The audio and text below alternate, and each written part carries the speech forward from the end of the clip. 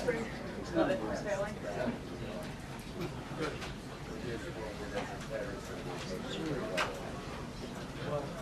that's good.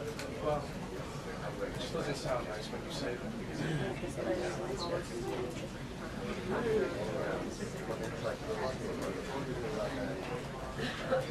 You shot me, you just have to listen to New York.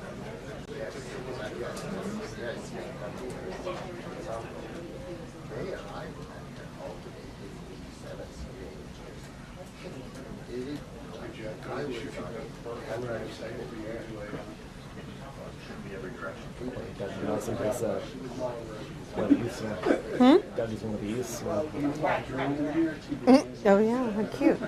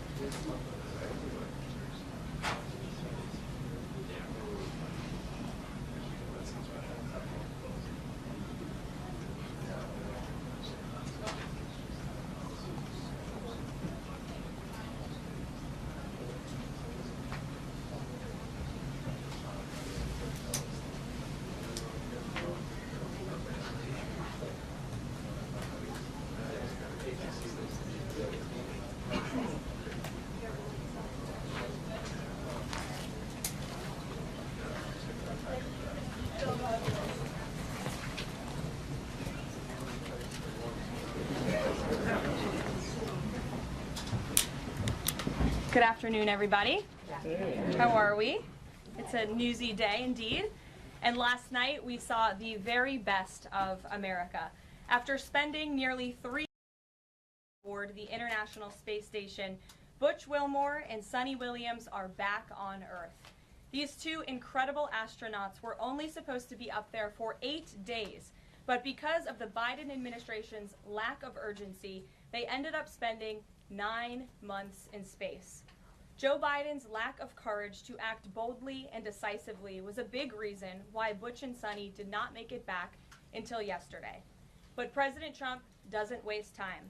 Immediately after taking office, President Trump directed Elon Musk and SpaceX to rescue these brave astronauts alongside NASA. The president also called the acting administrator of NASA and told her to bring the astronauts home as soon as possible. As acting administrator Janet Petro said herself yesterday, per President Trump's direction, NASA and SpaceX worked diligently to pull the schedule a month earlier. The president looks forward to welcoming Butch and Suni to the Oval Office when they are recovered. This historic mission brings new meaning to President Trump's promise to always look out for the forgotten man and woman. On another important matter, yesterday, President Trump and President Putin spoke about the need for peace and a ceasefire in the Ukraine war. Both leaders agreed this conflict needs to end with a lasting peace and also stressed the need for improved bilateral relations between the United States and Russia. President Trump also spoke with President Zelensky this morning to align both Russia and Ukraine in terms of their needs and requests. As President Trump has said repeatedly, the precious lives and money that both Ukraine and Russia have been spending in this war would be better spent on the needs of their people. This terrible conflict would have never started with President Trump in charge, but he's determined to end it once and for all. President Trump also promised maximum transparency and a commitment to rebuild the trust of the American people and our intelligence community. Part of that promise was to fully release previously classified records related to the assassination of former President John F. Kennedy, and he made that happen yesterday. This historic release consisted of approximately 80,000 pages of previously classified records that are now published. The records are available to access either online at archives.gov/JFK or in person, accessible to the American people at the National Archives in College Park, Maryland. Records that are currently only available for in-person viewing are being digitized and will be uploaded in the coming days. On another note, positive economic data continues to pour in, showing the immediate impact of President Trump's pro-growth agenda. After suffering a steep decline in the final year of the Biden administration, the manufacturing sector came roaring back in February.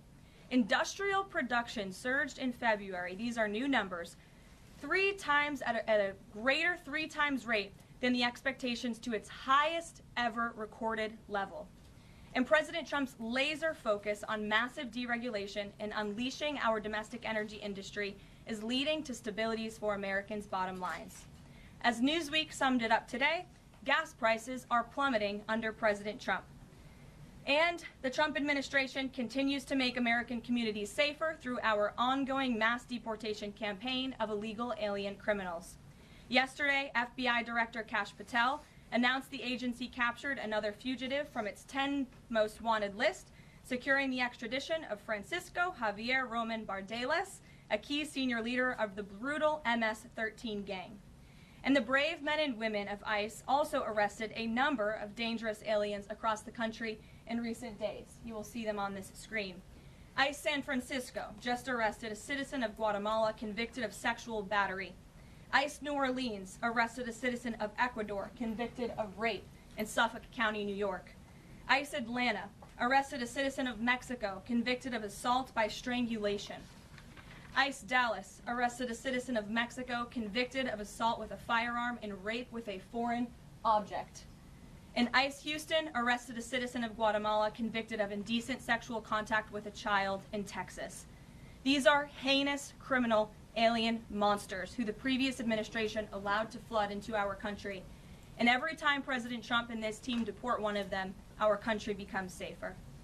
Finally, before I open it up to questions, I want to tout how successful our efforts have been in filling out President Trump's administration. There have been a record number of 281 Senate confirmed nominations already, with another 280 in process. Here at the White House, OPM and GSA, we have filled 100% of the total number of slots. And this is a record number of placements in the first 58 days of any administration, and a testament to the caliber and the sheer quantity of talented people who want to work for President Trump to make America great again. Here in our new media seat today, we have Katie Pavlich. Katie is the editor of townhall.com, which is a subsidiary of Town Hall Media. It's a leading conservative news and opinion outlet based right here in Washington, D.C., with writers and journalists reporting around the country. Last year, Town Hall Media had 60 million unique users and 1.4 billion page views, with a broad reach on a number of social media platforms. With that, Katie, please kick us off. Thank you, Caroline. Really appreciate it. Sure. Thank you. So given the back and forth with this U.S. District Judge and the administration's use of the Alien Enemies Act, does the President plan to send new and additional flights of Venezuelan gang members, now designated as foreign terrorists, from the U.S. to El Salvador or elsewhere? Can Americans expect to see those flights sometime soon? Americans can absolutely expect to see the continuation of the mass deportation campaign that has been successfully led by this president, Secretary of Homeland Security Kristi Noem, and also our Secretary of State, Marco Rubio. Since you brought up the judges, I would like to point out that the judges in this country are acting erroneously.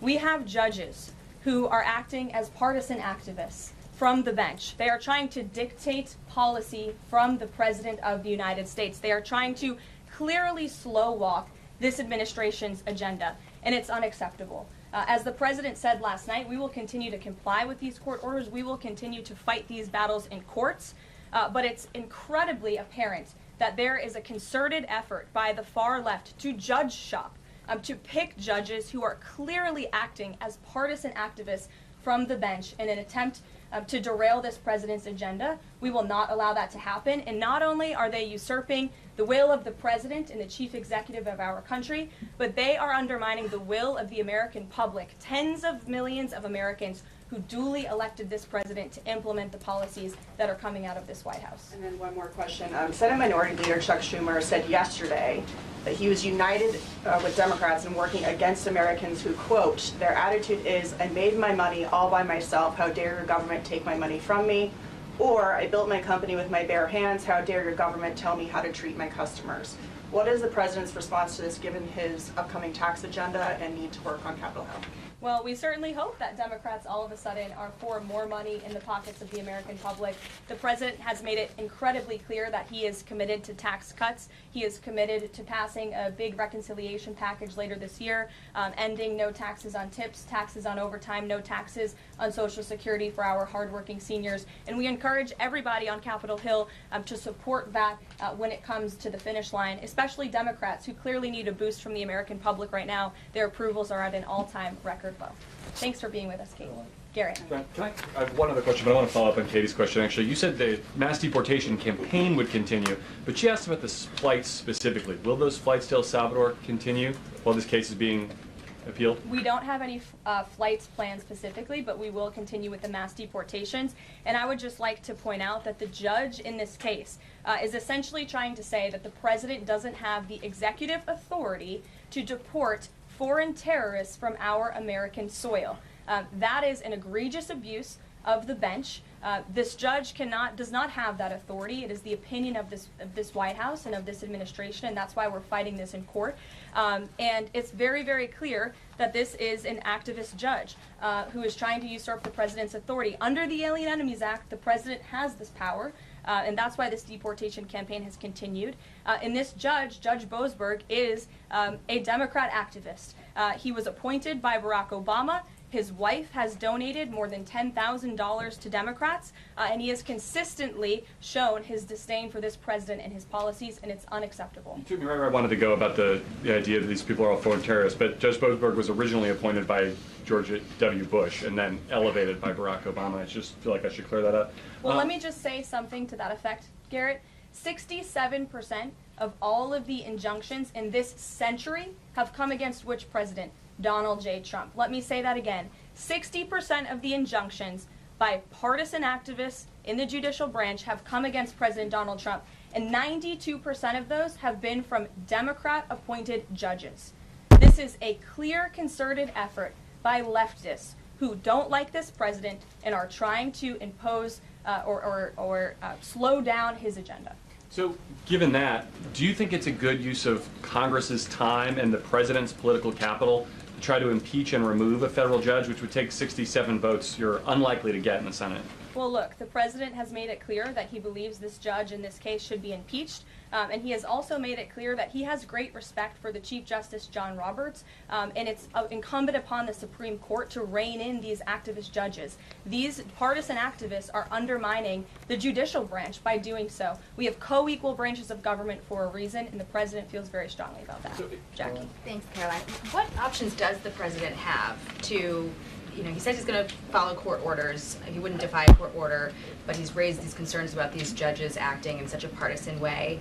Yet what option does he have to ensure that his agenda continues to move forward while this is ongoing and the judges appear to be trying to just block and delay and impede? Well, you're right. They are trying to block, delay, and impede. This is lawfare.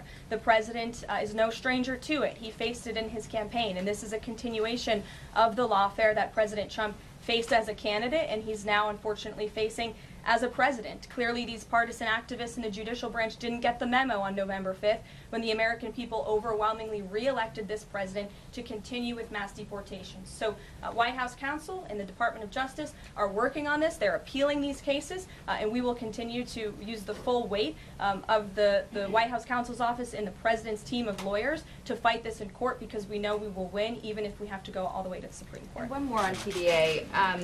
Andy McCarthy said in an interview with Hugh Hewitt, he certainly agrees with what the president is trying to do with the Alien Enemies Act, but he's not sure that the law is completely on his side. He cites some previous Supreme Court rulings dealing with enemy combatants in wartime, says that even they have a challenge or a right to challenge their detention in court. He raised concern also that while TDA has been designated as a terrorist organization, these individuals hadn't been prosecuted for terrorism. So my question is, will the president ask Congress potentially to declare war on these cartels for the invasion that he's talked about so that he's on stronger legal footing? Well, we absolutely disagree with the legal opinion of the individual that you mentioned. We would not have moved forward with this if we didn't believe this was within the president's executive authority to continue with this mass deportation effort under the authority provided to him under the Alien Enemies Act. And when you read the act, as I did last time at the podium, a predatory incursion is absolutely what has happened with Tren de Aragua. They have been sent here by the hostile Maduro regime in Venezuela, and the president, immediately upon taking office, designated TDA as a foreign terrorist organization. And under this act, it is within the president's authority to deport these terrorists. And anybody trying to defend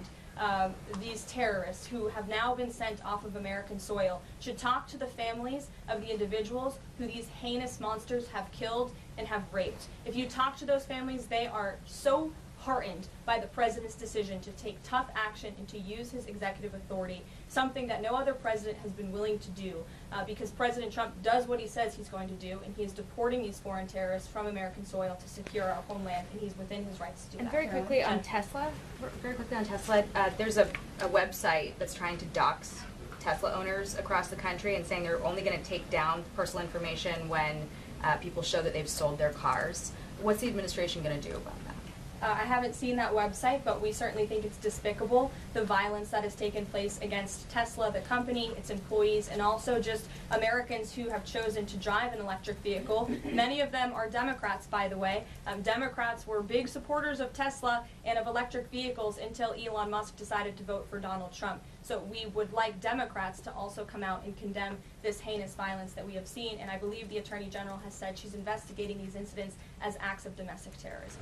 Jennifer. On Ukraine, can you say, is the White House going to pause foreign military aid or intelligence sharing with Ukraine, as Russia says it's pushing for, and then have a follow-up on the Federal Trade Commission? Sure. When it comes to Ukraine, I do have a statement for you from the National Security Advisor and also the Secretary of State. First, I'd like to reiterate what the President said earlier following his call with President Zelensky this morning. He said he just completed a very good telephone call with President Zelensky. It lasted approximately 1 hour. Much of the discussion was based on the call made yesterday with President Putin in order to align both Russia and Ukraine in terms of their requests and needs. We are very much on track, and I will ask Secretary of State Marco Rubio and Mike Waltz to give an accurate description of the points discussed. That statement will be put out shortly. Well, I have that statement for you right here. Bear with me as I read it. Today, President Trump and Ukraine's President Vladimir Zelensky had a fantastic phone conversation. President Zelensky thanked President Trump for a productive start for the work of the Ukrainian and American teams in Jeddah on March 11th. The meeting of the senior officials from both nations significantly helped in moving toward ending the war. President Zelensky thanked President Trump for the support of the United States, especially the Javelin missiles that President Trump was first to provide and his efforts towards peace. The leaders agreed Ukraine and America will continue working together to bring about a real end to the war, and that lasting peace under President Trump's leadership can be achieved. President Trump fully briefed President Zelensky on his conversation with Putin and the key issues discussed. They reviewed the situation in Kursk and agreed to share information closely between their defense staffs as the battlefield situation evolved. President Zelensky asked for additional air defense systems to protect his civilians, particularly Patriot missile systems, and President Trump agreed to work with him to find what was available, particularly in Europe. The two leaders also agreed on a partial ceasefire against energy. Technical teams will meet in Saudi Arabia in the coming days to discuss broadening the ceasefire to the Black Sea on the way to a full ceasefire. They agreed this could be the first step toward the full end of the war and ensuring security. President Zelensky was grateful for the president's reiterated his willingness to adopt a full ceasefire. President Trump also discussed Ukraine's electrical supply and reiterated his willingness to adopt a full ceasefire. President Trump also discussed Ukraine's electrical supply and nuclear power plants. He said that the United States could be very helpful in running those plants with its electricity and utility expertise. American ownership of those plants would be the best protection for that infrastructure and support for Ukrainian energy infrastructure. President Zelensky also thanked President Trump for continuing to push humanitarian concerns, including the exchange of prisoners of war. He noted they had just had a successful exchange and thanked the president for his leadership on that. President Trump also asked President Zelensky about the children who had gone missing from Ukraine during the war, including the ones that had been abducted. And President Trump promised to work closely with both parties to help make sure those children were returned home. They agreed all parties must continue the effort to make a ceasefire work. The presidents noted the positive work of their advisors and representatives, especially Secretary Rubio, National Security Advisor Mike Waltz, Special Envoy Kellogg, and others. The presidents instructed their teams to move ahead with the technical issues related to implementing and broadening the partial ceasefire. The presidents instructed their advisors and representatives to carry out this work as quickly as possible. The presidents emphasized that in further meetings, the teams can agree on all necessary aspects of advancing toward lasting peace and security.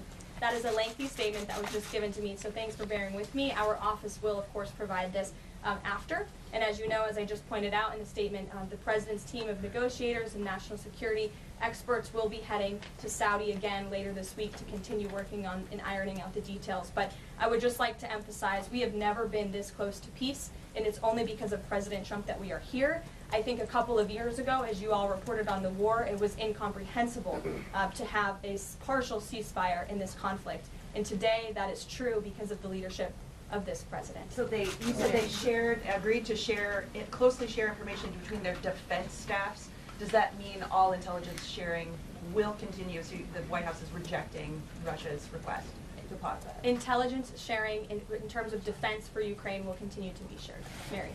Thanks, Caroline. I had two questions. One on the United States Institute of Peace and then on the Supreme Court, if that's okay. Sure. So on the United States Institute of Peace, this is a little bit wild. I understand the old president refused to leave after he was removed from his position. He barricaded himself in his offices, had to be escorted out by police, left the building without Wi-Fi, telephones, elevators, and more, and is now telling media that Doge broke in and illegally removed him. So can you comment on this sequence of events and specify, did Doge illegally enter? I'm really glad you brought this up, Mary. We were made aware of this story by individuals at Doge, at Elon Musk's team, and also at the State Department, who were unable to access this building. And it became very clear that there was a concerted effort amongst the rogue bureaucrats at the United States Institute of Peace to actually physically barricade themselves essentially inside of the building to prevent political appointees of this administration who work at the direction of the President of the United States to get into the building. There was a piece in the Daily Caller, thank you for sharing the truth on this, about what happened.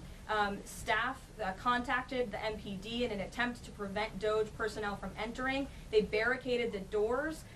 They also disabled telephone lines, internet connections, and other IT infrastructure within the building. They distributed flyers internally, encouraging each other to basically prevent these individuals from accessing the building. I use this to say this is what DOJ and this administration is facing. It's a resistance from bureaucrats who don't want to see change in this city. President Trump was elected on an overwhelming mandate to seek change and implement change, and this is unacceptable behavior. Thank you. And just really quick on the Supreme Court, I know it's been almost 3 years now since the leak of the draft Dobbs opinion to Politico, actually. A leak which sparked protesting outside the homes of the justices and even brought on one attempted assassination attempt. I know Justice Alito said that it made the justices targets for assassination, but yet the Supreme Court has not tracked down any leaker. Does the White House have interest in finding out who that leaker was, and can you comment on that at all? I know generally speaking the president has an interest in finding leakers and he believes it's unacceptable, and it's the position of this administration. You've seen the Secretary of Homeland Security has taken tough action at her agency. Leaking is unacceptable to this president and to the leaders across the board in this cabinet, especially when it puts people in harm's way. Sure. Thank you, Caroline. A mom whose daughter was forced to change in a locker room with a biological male at school filed a complaint with the DOJ. How will the Trump DOJ deal with violations of President Trump's orders protecting women and girls like this? I would defer you to the Department of Justice on that specific case, but the president has made it incredibly clear that it is the policy of this administration that there are only two genders, male and female, only two sexes rather, male and female, and that we are not going to tolerate such behavior by men pretending to be women. The president will continue to strongly stand for the rights of women and girls, not just in sports and on athletic fields, but also in private spaces like locker rooms and bathrooms. Sure. Go ahead. Thank you. On FTC, two quick questions. Can you explain the president's thinking in his decision to fire the two Democratic commissioners, especially given that Mark Meadow is on track to be confirmed next week and there would be a Republican majority? My biggest question is why now? Sure, because the time was right to let these people go, and the president absolutely has the authority to do it, and they were given ample notice in a letter that I believe your outlet reported on, so it pretty much explains exactly why this administration chose to let those individuals go. Is the ultimate goal to get this to the Supreme Court to try to overturn the 1935 precedent? The goal was to let these individuals go. If we have to fight it all the way to the Supreme Court, we certainly will. Thanks, Caroline. Back to those deportation flights to El Salvador. Can the administration provide any more details on how authorities determined that each of those men were in fact members of a gang? And if the White House can publish images, photos, videos of those men, why can't the administration just release basic information like their identities and names? We are not going to reveal operational details about a counterterrorism operation, but what I can assure you, as I said on Monday, we have the highest degree of confidence in our ICE agents and our Customs and Border Patrol agents who have committed their lives to targeting illegal criminals in our country, particularly foreign terrorists, and they had great evidence and indication. They have the highest degree of professionalism, and they were 100% confident in the individuals that were sent home on these flights and in the president's executive authority to do that. Just to follow up, I know in the last briefing you cited privacy concerns as a reason why the administration may not be able to reveal the identities. What exactly are the privacy rights of immigrants who were deported that the administration says were dangerous enough to be sent to El Salvador and sit in a prison? Again, as I just said, we're not going to reveal the operational details of a counterterrorism operation for quite obvious reasons. We're trying to combat terrorism here in the United States of America. Jeff. I could ask something else about the phone call yesterday. There was a couple different readouts from the Kremlin and the U.S. on a couple different points. One was energy and infrastructure. The U.S. statement said energy and infrastructure. The Kremlin said energy infrastructure. What is your understanding of what the actual substance of that disagreement was? And then one other question on that. I would defer you to the readout that was provided by the White House. That's our understanding, and that's the truth. And if I could ask you a question about the judge as well. How does a president define a bad judge? Is it just someone who disagrees with him? And is that a dangerous precedent in this case, because this is a temporary ruling from Judge Boasberg that he could ultimately rule in your favor?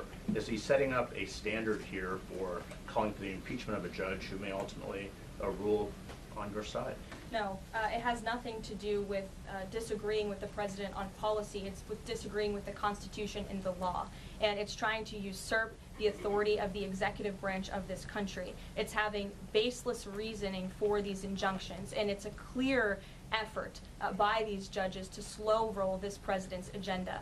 And if you just look at the injunctions that this president has faced, deporting foreign terrorists from our homeland, hiring and firing of executive branch employees, which when the president is the executive of the executive branch.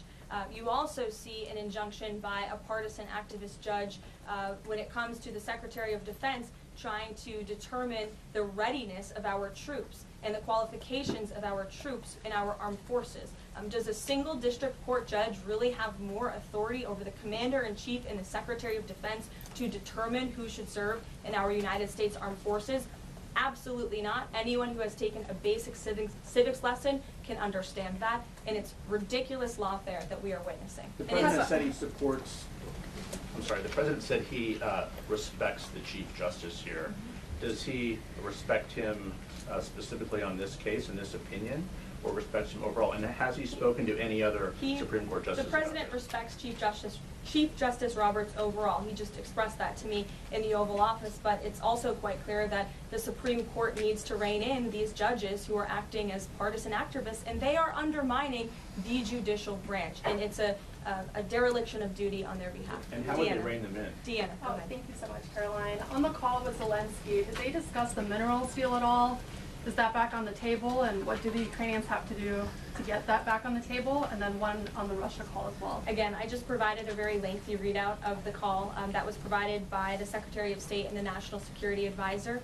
And now we have moved beyond the economic minerals deal. We are at a place of peace. We're at a partial ceasefire, and we're moving towards a full ceasefire and a long-standing peace in this conflict. And that's great news for the American public. The Kremlin readout mentioned that Trump and Putin spoke about potential U.S.-Russia hockey games. And the Kremlin readout also said that Russia wanted the U.S. to stop U.S. intelligence and U.S. funding to Ukraine. The president has said that that conversation did not happen. Just wondering if you can get us any more clarity on that. And also, again, if it's energy infrastructure or if it's energy and infrastructure, because I think there is a big difference between that. Again, as for the readouts of the call, I would defer you to ours. And when it comes to the topic of hockey, it did come up. However, we're more interested in securing a peace deal than scheduling hockey games right now. Sean. Hey, about the deportation flight. So was it the president himself who directed the planes to stay in the air after the judge ordered them to turn back? The president invoked the Alien Enemies Act with a proclamation, which then directed the Department of Homeland Security and the Department of State to move forward with the plan of action. And as I said yesterday, all of the planes that were subject to the judge's written order took off before the order was submitted in court. I was asked and answered that question multiple times yesterday. Kate, go ahead.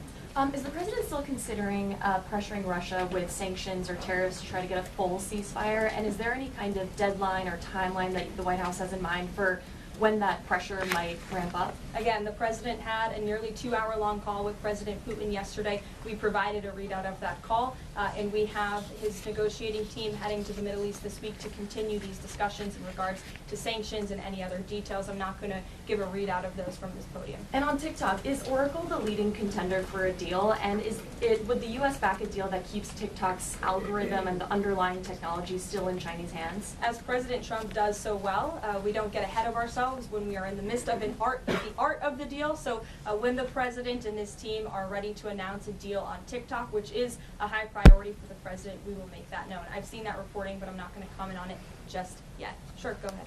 Thank you, Press Secretary Leavitt. Some prominent Trump supporters have been making the case that Derek Chauvin deserves a pardon. They argue that he did not receive a fair trial. Joe Biden and other Democrats actually implied that he was guilty while the trial was going on. BLM rioters had these jurors under immense threat and pressure. mainstream media, frankly, many news outlets here today are complicit here. They chose to ignore the autopsy report. They chose to ignore the full body camera footage. They decided to slander Derek Chauvin as a racist cop instead. Does the administration believe Derek Chauvin received a fair trial, and will they consider a pardon moving forward? The president has been asked and answered this question. He said it's not something he's considering at this time. Philip. Thank you. Two questions. First, just a follow-up on the readouts from those calls. When it comes to the discrepancies between the U.S. and Russian readout of that call between President Trump and Putin, is it the president's assessment is something that's getting lost in translation, or does he believe that the Russians are trying to play games here? No, the president believes in his team that put the readout out, and he also put his own out on Truth Social. We've been incredibly transparent about all of the president's calls with foreign leaders, and again, I would defer you to the readout. And then following up Michael. on... Thank you, Karoline. White House said yesterday that gas prices across the U.S. have fallen for the fourth straight week. 34 states now seeing gas under $3 a gallon. This limited ceasefire with Ukraine regarding oil refineries, energy, will that affect gas prices here in the U.S.? Well, it's certainly the president's hope that gas prices will continue to fall, and he's working every single day to ensure that we do. As you just mentioned, there's been very encouraging data. Inflation is cooling and gas prices are falling. The president has established a National Energy Dominance Council, and it's ultimately the president's goal, and this administration is working hard on it every single day, to increase our energy production right here in the United States of America, to have a Trump energy boom like we saw in our first term, which will not only lead to lower fuel prices here at home, but also lessen the rate of inflation that was created by the previous administration. And one more on Tesla, Caroline. Tim Walz, Governor Walz, saying last night he frequently checks Tesla stock, in doing so to, quote, give me a little boost during the day. How should Americans view politicians who take pride in the downfall of an American car company? I think that's quite sad, but I think Governor Walz unfortunately is living a sad existence after his devastating defeat on November 5th. Reagan, go ahead. Thank you, Caroline. Across the country, Tesla cars are being lit on fire, dealerships are being shot up, Molotov cocktails are being used. There was a website posted yesterday that shared the addresses of private Tesla owners and reportedly had Kash Patel's information on it. AG Bondi has called this acts of domestic terrorism.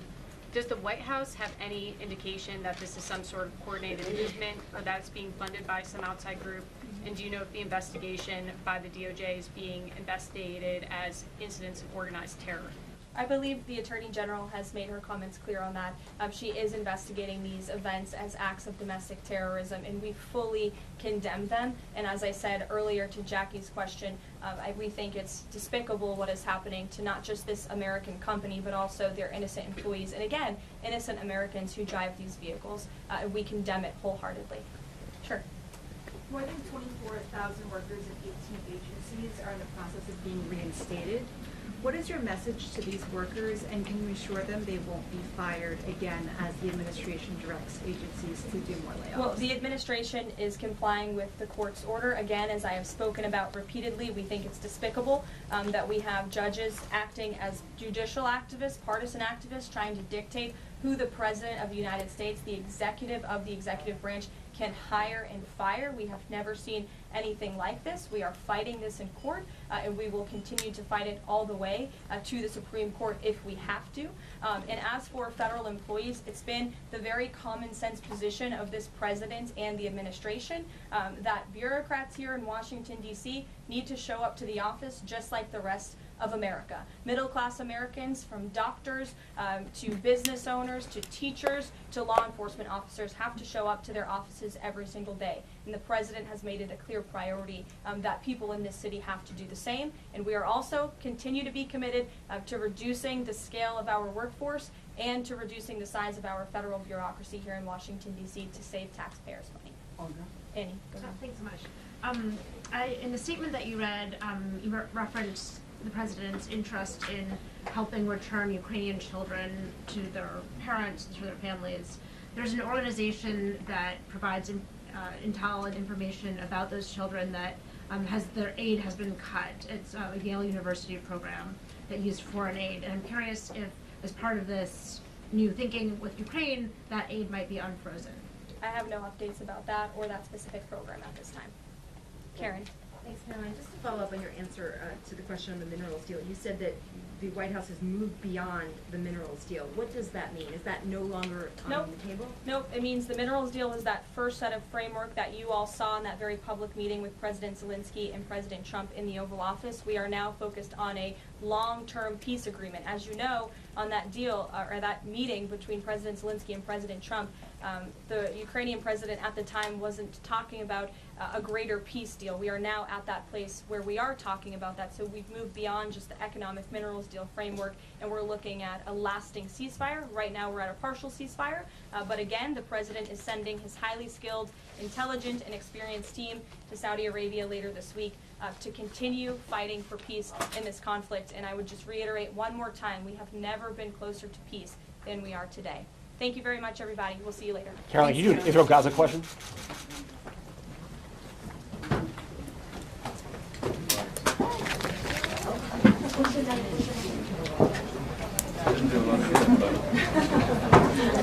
You know.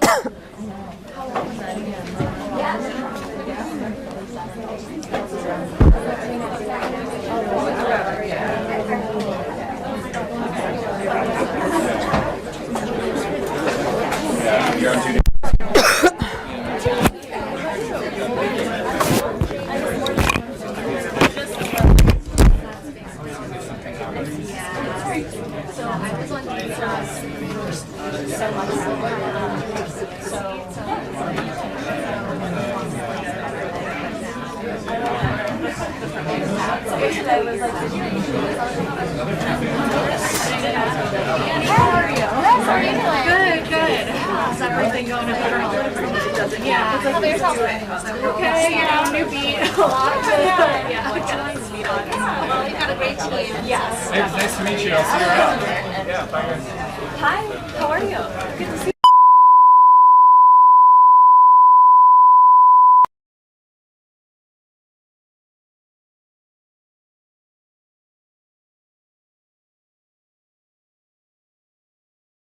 Exile. Now we're back.